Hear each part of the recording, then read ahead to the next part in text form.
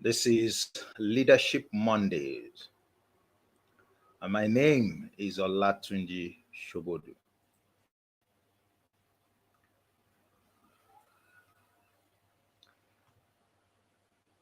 Leadership Monday, Olatunji Shobodu here with you again, and some leadership nugget to help you this week. And this week I'm speaking on that subject: project your true identity.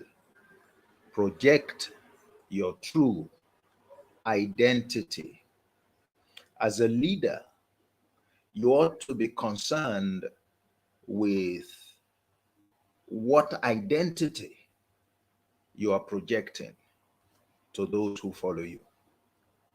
Who did they understand you to be?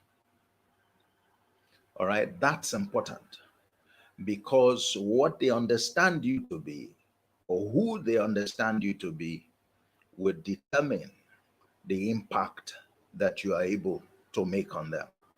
Who they understand you to be projects what you have to offer them, what your leadership has to offer them. And that's important.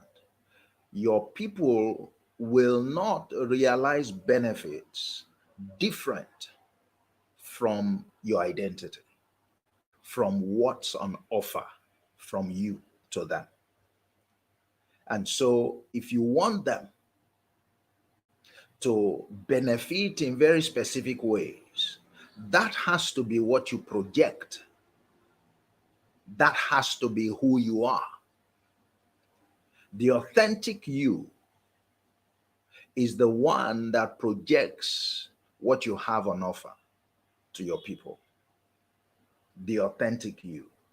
So who are you projecting?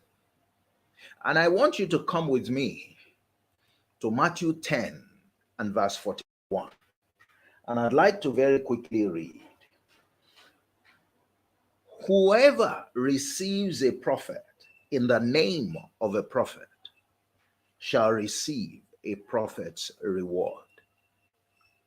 And whoever receives a righteous man in the name of a righteous man shall receive a righteous man's reward.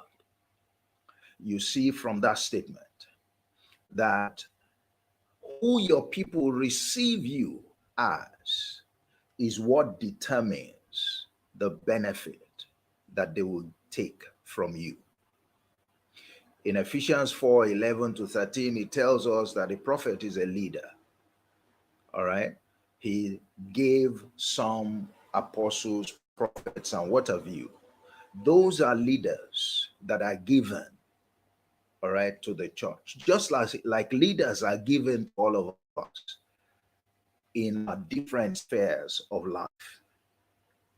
And so it's important what the leader projects himself to be, because that's what is on offer for your people to receive. The prophet being received as a prophet, the righteous man being received as a righteous man.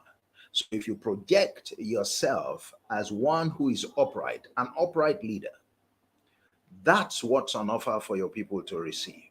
If you project yourself as a fair leader, that's what your people have to receive.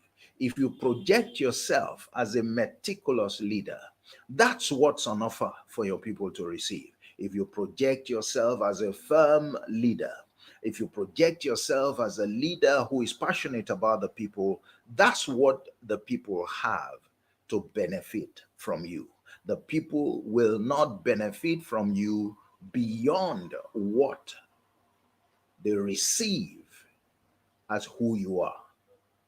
And so you must be careful, even as a leader, to be sure that what your intention is, what you decide, what you want to project is what you are actually projecting. Because for some leaders, there is also a communication gap. You are projecting something, but your people are seeing something else.